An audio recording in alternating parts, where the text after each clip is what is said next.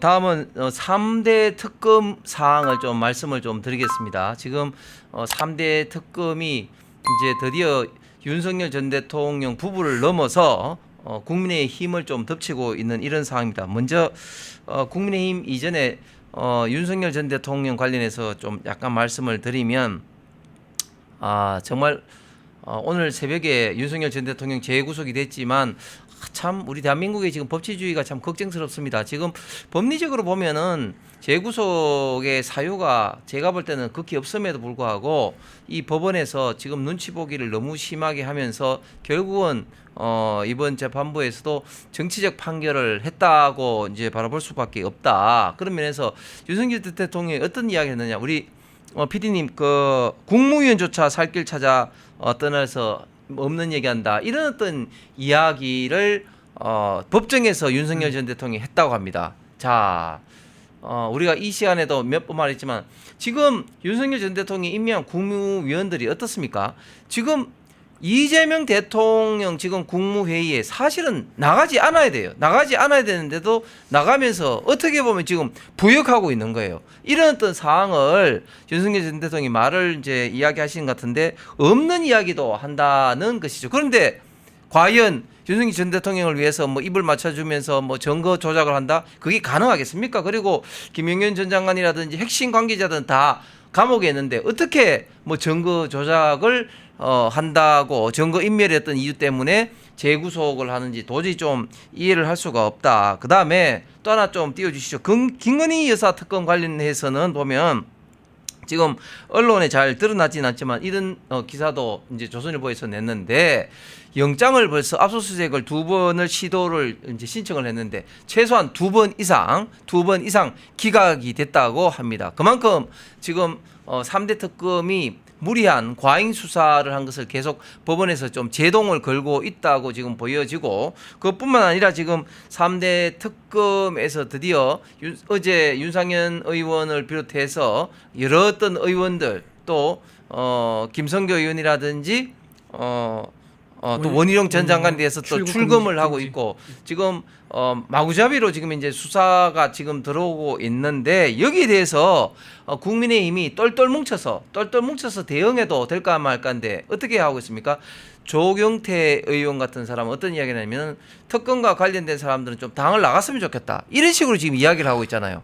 참으로 이게 같은 당인지 동지인지 참 의심스러울 정도입니다. 그러다 보니까 오늘 MBS 여론조사에서 정당 여론조사에서 민주당이 45%, 그다음에 국민의힘이 19%, 10%대로 지금 추락하고 있는 그런 상황입니다. 네. 자, 저도 오늘 여론조사 결과 보고 충격을 받았습니다. 원래 정권이 처음에 출범하지 않습니까? 새로운 정부가 출범하게 되면은 러시 앤 프라이드라는 효과가 있습니다. 그래서 새 정부 출범에 따른 국민의 고조된 감정이라는 효과인데, 어느 정도는 그게 있을 수 있죠. 허니문구가 있을 수 있죠. 근데 이제 이재명 대통령은요, 어떻게 했느냐? 러시 앤 캐시까지 했습니다. 현금까지 뿌렸지 않습니까? 근데 생각보다 지지율이 60에서 65% 사이인데 그 정도는 높지 않은 거예요. 왜냐하면 문재인 전 대통령이 현금 안 뿌렸었습니다. 현금 안 뿌렸는데도 불구하고 그 당시에 초창기 지지율이 80% 나왔습니다. 80%였죠. 근데 이재명 대통령은 현금을 뿌렸음에도 불구하고 60%, 65% 이 정도밖에 나오지 않는단 말이에요. 그게 무슨 말이냐? 지금 트럼프 대통령과 싸우고 있는 모습 때문에 많은 국민들이 불안해하고 있는 것 같아요. 경제가 언제 무너질지 모른다. 지금 관세 지금 협상 보십시오. 지금 우리 정부에 25% 얘기하지 않습니까? 근데 브라질 룰라한테는 어떻게 했습니까? 50%를 했습니다. 자, 그런데 그러면서 룰라에 대해서 상당한 부분을 할애해서 얘기했는데 뭐냐? 지금 전 대통령이 있어요. 전 대통령이 우리나라 지금 대통령 굉장히 비슷한 상황입니다. 윤석열 전 대통령과 비슷한 상황인데 거기서도 마찬가지로 탄핵돼가지고 지금 재판을 받고 있고 약간 내란이라는 혐의를 받고 재판을 받고 있는데, 지난 정부에서 대통령 사람을 괴롭히지 말고 내버려둬라라고 이제 트럼프가 직접 이쪽으로 얘기를 했다 그럽니다. 그러면서 룰라가 그게 응하지 않으니까는 그렇다면 내가 경제적으로 너에게 내 뜻을 보여주겠다 하면서 50% 관세를 부과한 거예요. 근데 우리나라는 지금 50%까지 아닙니다. 25% 부과했는데 이렇게 만약에 이재명 좌파 정권이 윤석열 전 대통령의 어떤 법의 사법적인 처리를 굉장히 정치 보복으로 한다, 이렇게 계속 변함없이 간다 그러면요, 트럼프 대통령이 어떤 카드를 꺼낼지 모른다는 거, 그 말씀을 드린 거고, 현재 원래 10%입니다. 자동차 뭐 이제 2차 전지 이런 것들. 근데 이게 15% 올려서 25%된 거거든요. 자, 이렇게 되면요, 8월 1일부터 효력이 발생하는데, 그때 만약에 이제 우리 수출 실적이 떨어지면 어떻게 됐습니까? 공장은 생산을 줄일 수밖에 없겠죠. 왜냐하면 마진율을 맞춰야 되니까. 근데 이게 장기화되면 어떻게 됩니까? 사람을 자를 수밖에 없습니다. 일자리가 줄어들 수밖에 없는 거죠. 자, 이런 문제는 무슨 문제가 생기느냐? 이재명 대통령이 그렇게 현금 많이 뿌렸던 게 다 말짱 도루묵이 될 수 있습니다. 현금 많이 뿌린 이유가 뭐냐? 경기 부양이라고 본인이 밝혔지 않습니까? 그런데 관세 협상을 잘 못해가지고 공장이 문을 닫고 일자리가 줄어든다. 그러면 경기 부양 효과 있는 겁니까? 없는 겁니까? 하나도 없는 거죠. 마이너스, 0이 아니라 마이너스 될 수 있는 겁니다. 그렇기 때문에 많은 국민들이 지금 앞으로 경제가 안 좋아지는 것을 굉장히 우려하고 있는 상황이다. 그렇기 때문에 현금을 뿌려줬음에도 불구하고 지지율이 60%밖에 되지 않는다. 저는 그렇게 봅니다. 예, 저도 매일신문의 칼럼을 우물안 개구리가 나라를 흔든다 이런 칼럼을 썼습니다. 우리 PD님 좀 띄워주시죠. 우리 그 이재명 정권은 보면 지금 국내 이슈에 대해서는 어쨌든 선전선동을 통해서 그 국민들을 좀 현혹하고 있는 것 같아요. 그런데 국제적 이슈에 대해서는 정말 젬병이다, 우물안 개구리다, 뭐 이렇게 이제 바라볼 수밖에 없는 상황이고, 그 구체적인 것들이 조금 전에 말씀하셨던 지금 트럼프와 있던 관세 협상이죠. 그런데 우리 대한민국은 수출로 먹고 사는 국가입니다. 우리가 무역에서 차지하는 비중이 GDP에서 70% 이상이고, 특히 대미 수출이 굉장히 좀 중요한데, 대미 수출이 만약에 이런 식으로 관세가 되면 우리 대한민국은 진짜 쫄딱 망합니다. 예를 들어서 지금 벌써 지금 어떤 상황이냐? 아이고, 엔젤 64킴님 슈퍼챗 감사합니다. 아이, 고맙습니다. 예, 어떤 상황이냐면 LG전자, 우리 대한민국의 삼성전자와 더불어서 양대 산맥이죠. LG전자의 상반기 영업이익이 벌써 47%가 감소했습니다. 네. 반토막 난 거죠. 네, 그렇죠. 만약 이런 식으로 되면은 삼성전자라든지 특히 또 현대자동차 같이 우리 대한민국의 대표적인 기업들의 대미 수출은 사실상 할 수 없다. 그래서 대한민국의 공장들은 문을 닫고 미국에 가서 생산할 수밖에 없죠. 그렇게 되면 일자리는 어디서 나오는 겁니까? 나라 경제는 그걸로 끝나는 겁니다. 이렇게 정말 우리 대한민국이 해야 될 가장 중요한 어떤 문제들에 대해서 해야 될 사항은 않고 그냥 이 국내에 있던 선전선동을 통해서 정치만 하려고 하는 이런 것들이 지금 이제 이재명 정권의 가장 핵심적인 어떤 모습이 아닌가. 결국은 이런 모습들을 국민들이 제대로 알 때는 이재명 정권에 대한 어떤 평가를 정확하게 할 것 같은데, 우리 호비 KO님께서 말씀한 것처럼 이렇습니다. 지금 이제 관세가 25%는 각 국가별 공통적인 상호 관세인 거고요. 그다음에 이거 이외에도 플러스 되는 게 이제 품목별 관세라는 게 있습니다. 품목별 관세가 이제 품목마다 다르지만 자동차 같은 경우 예를 들면 자동차 부품이 이제 25%가 되는 거고요. 그다음에 소재에 해당되는 알루미늄 그리고 철강이 50%입니다. 50%. 그럼 이거를 자동차 수출로 하면은 합쳐야 돼요. 우리나라가 현대자동차가 수출을 하려면은 국가 상호관세 25%, 자동차 부품 25%, 자동차가 뭐로 이루어집니까? 이런 어떤 철강 같은 소재잖아요. 그래서 50%, 100% 이상 더 가격 상승의 요인이 되는 거죠. 그러면 사실상 우리 대한민국의 자동차 대미 수출은 사실상 할 수 없는 상황이 되는 겁니다.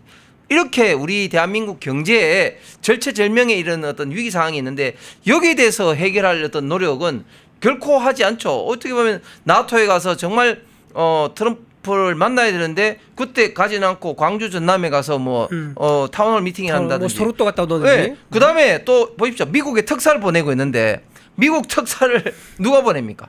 김종인을 보내잖아요. 그런데 김종인 위원장이 과연 미국에 가서 역할을 할 수 있을까요? 그리고 미국에서 느낌, 특히 제가 트럼프라도 아니 저 할배는 왜 왔지?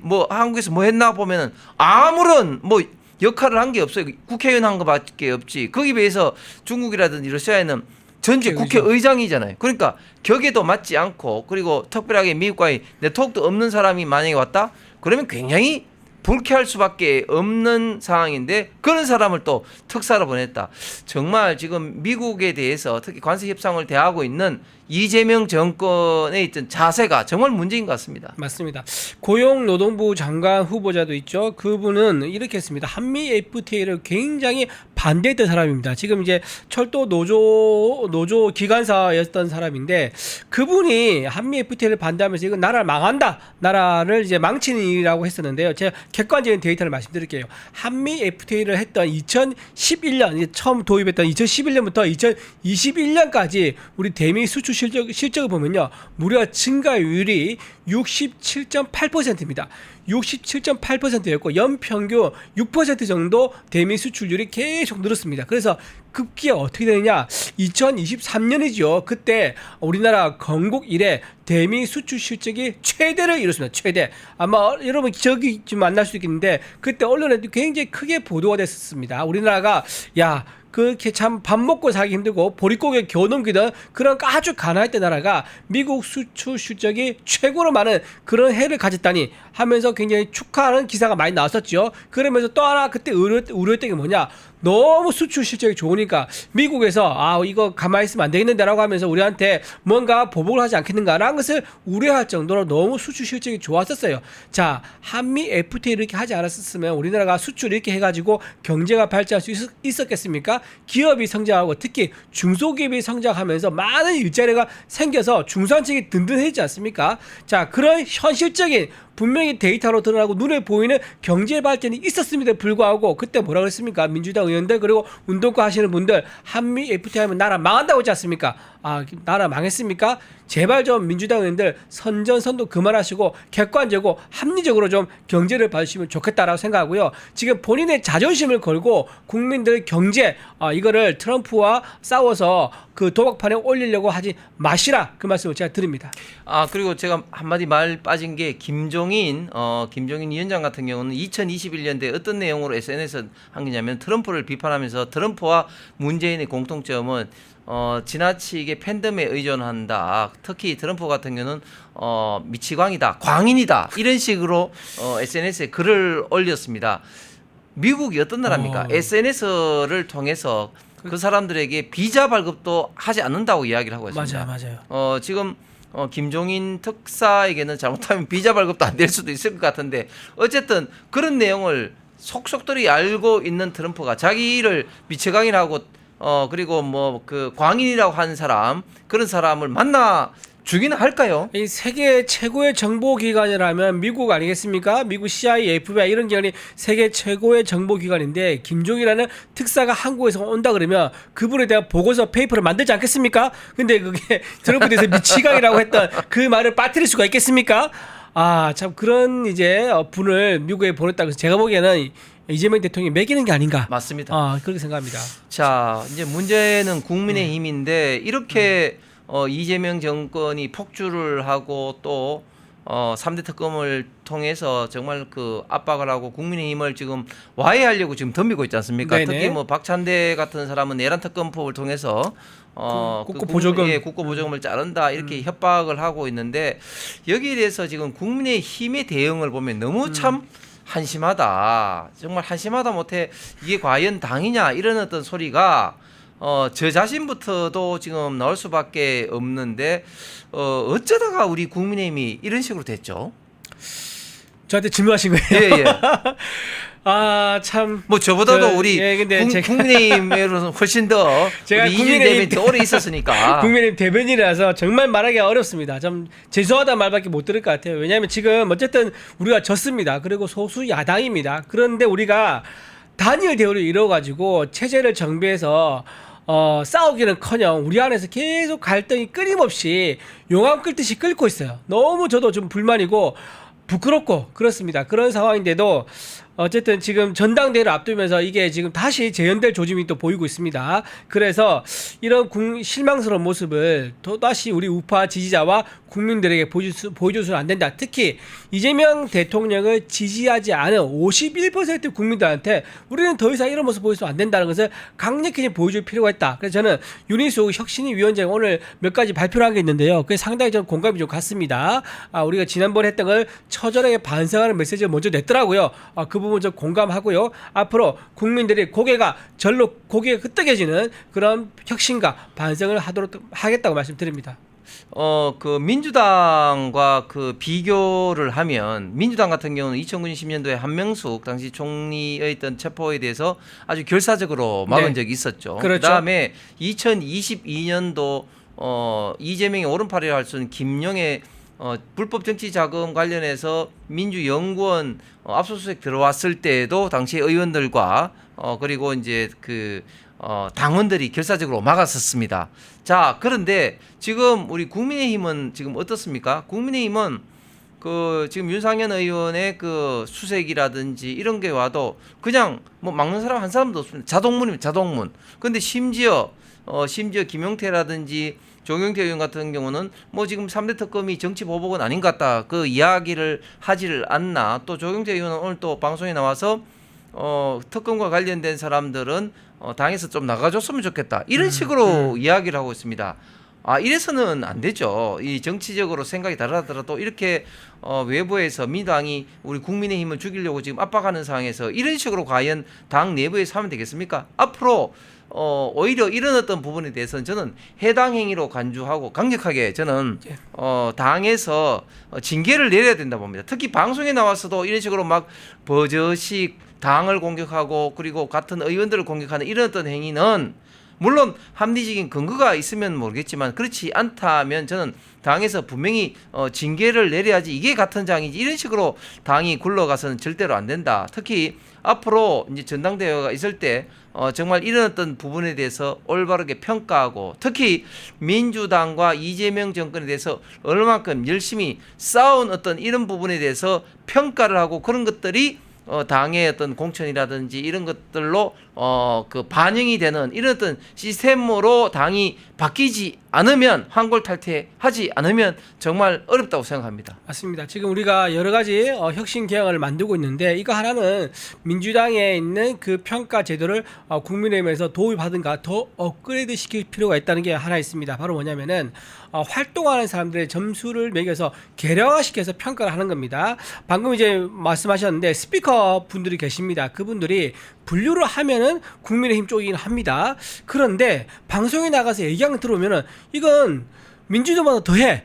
아니면 지금 무슨 뭐 통진당 뭐 이런 쪽에서 나와서 말을 하는 것처럼 너무 심하게 우리 스스로를 자학하는 그런 말을 끊임없이 하시는 분들이 있습니다. 자, 민주당에서는 그런 분들에서 아주 냉정하게 평가합니다. 경고를 할 뿐만 아니라 징계 회부하기도 하고요. 점수화시켜가지고요. 직책을 다 떼버리고 또는 방송국에 문서를 보내가지고 이분은 우리 쪽 사람을 불리하지 말라고 확실하게 선언을 합니다. 자, 이런 식으로 정리를 해줘야지 우리 단일 대우를 이뤄가지고 우리 정당의 가치라든가 정당의 철학이라든가 이런 것들이 국민에게 전달될 수가 있는데 지금 이렇게 겉에 옷은 빨간색 옷을 입고 있는데 말은 파란색이 나와버리는 그런 거를 방치하는 그런 상태가 돼서는 안 된다라고 말씀드립니다. 그리고 아까 말씀하신 것처럼 그런 분들이 제대로 평가가 되어서 앞으로 만약에 그분이 선출직 나간다 그러면 공천 심사할 때도 평가 기준을 삼아야죠. 그래야지 이렇게 열심히 싸우고 열심히 동기화해가지고 더 우리끼리 팔을 끙끙 그 스크럼을 짜가지고 끌어안으면서 우리가 스크럼을 짜서 더 키워서 성을 더 단단하게 만들 수 있다. 그렇게 말씀드립니다. 그렇습니다. 자본주의가 사회주의 시스템 경쟁에서 이긴 것은 결국은 평가를 올바르게 했기 때문입니다. 평가가 올바르게 되지 않으면 누가 국민의힘을 위해서 특히 우리 대한민국을 위해서 민주당 좌파 진영과 싸우겠습니까?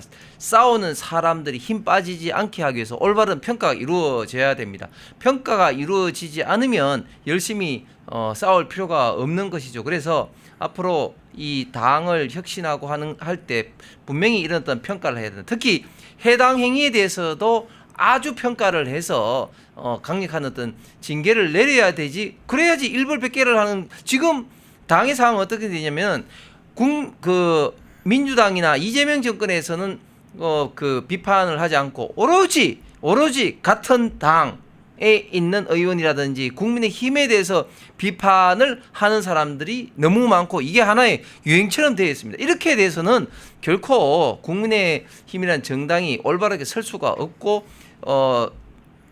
우리 우파 보수 국민들의 어떤 지지를 받을 수가 없지요. 그렇기 때문에 국민의 힘의 혁신이 돼야 된다. 개혁이 돼야 된다. 올바른 어떤 평가가 돼야 된다는 점을 다시 말씀드리면서 펜앤마이크에서 추천하는 영상도 보고 가세요. 다른 영상도 즐기시려면 구독 버튼을 꼭 눌러주세요.